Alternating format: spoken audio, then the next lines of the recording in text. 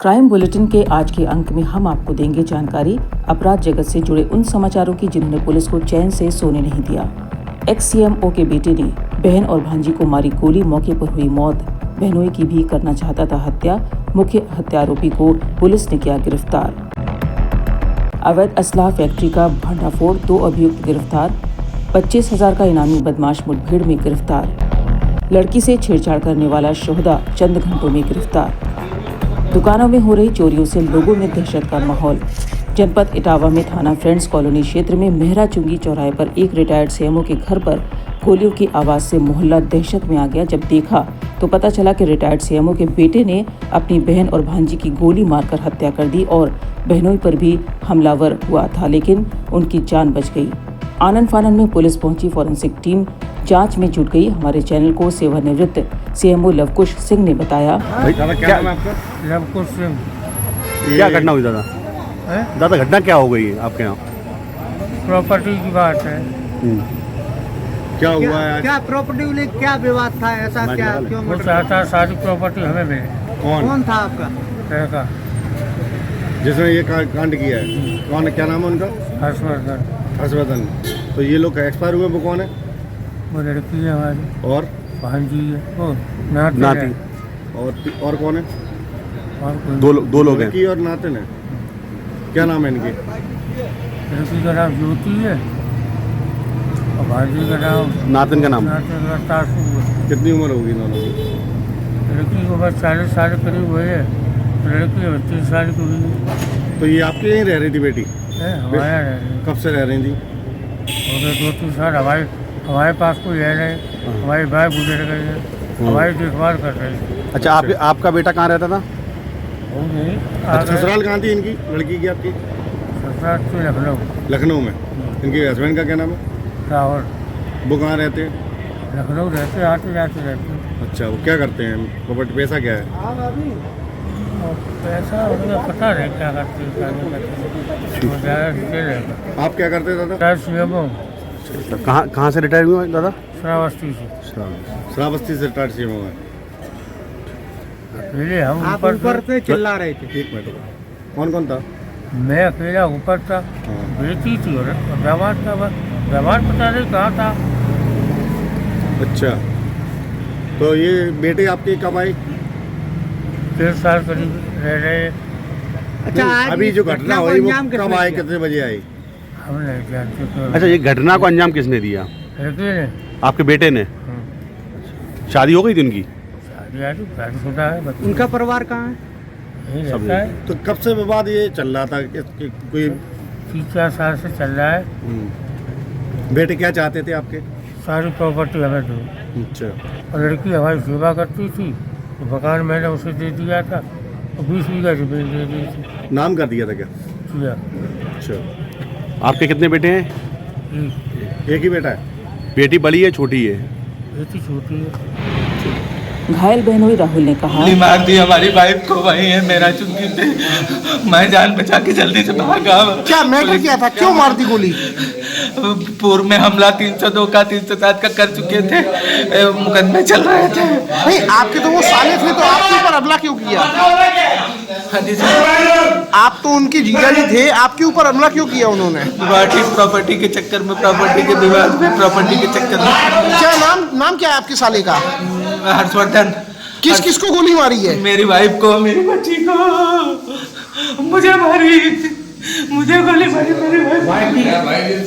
आप है इटावा के वरिष्ठ पुलिस अधीक्षक संजय कुमार वर्मा। आज रात में करीब 9:30 बजे के आसपास, 9:30 पौने 10 के आसपास, ये फ्रेंड्स कॉलोनी थाना पड़ता है जनपद इटावा और इसमें मेहरा चुंगी पड़ती है। इसमें ये सूचना मिली है कि एक भाई बहन, सगे भाई बहन इसी में रहते थे और पिता इनके एक्स सीएमओ रिटायर्ड हैं जैसा कि बताया गया है। और उनके 3 संतान हैं, 2 बेटियां, 1 बेटा है। और उन्होंने बेटियों को भी अपना जो है यहाँ पर प्रॉपर्टी दे रखी थी।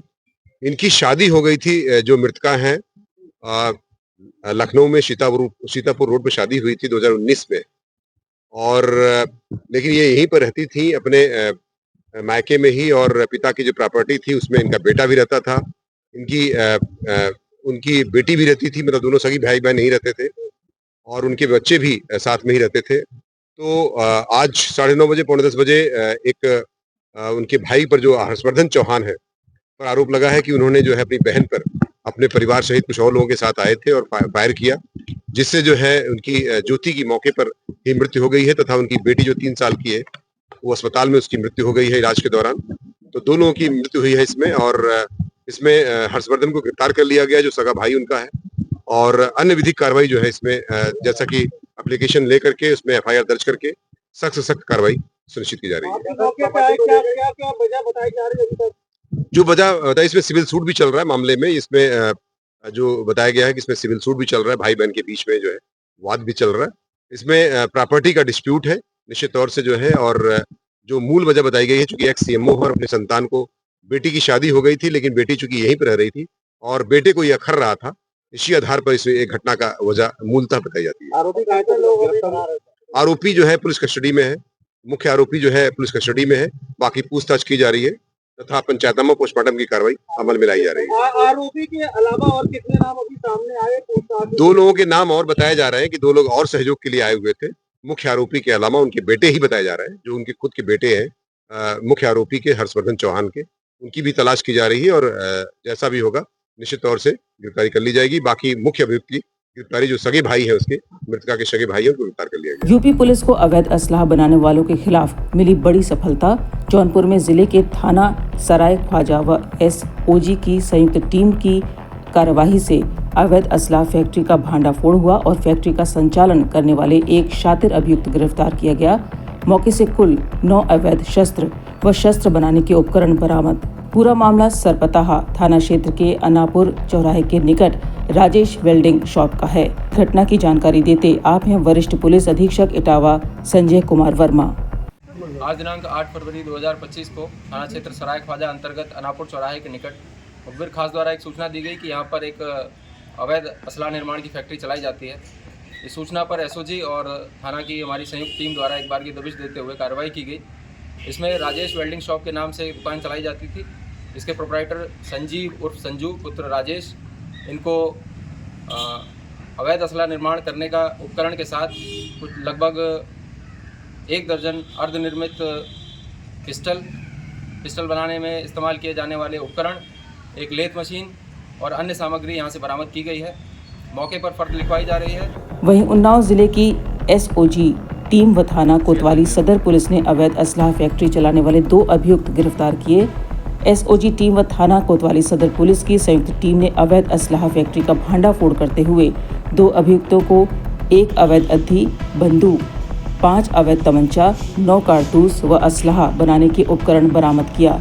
घटना के संबंध में विस्तार से जानकारी देते पुलिस अधीक्षक दीपक भूकर। जो उन्नाव जनपद की एसओजी टीम व जो कोतवाली पुलिस टीम है, उसके द्वारा एक अवैध शस्त्र फैक्ट्री है वो पकड़ी गई है और इसमें 2 अभियुक्तों को, जिसमें मूलचंद और देशराज, इनको पुलिस के द्वारा गिरफ्तार किया गया है।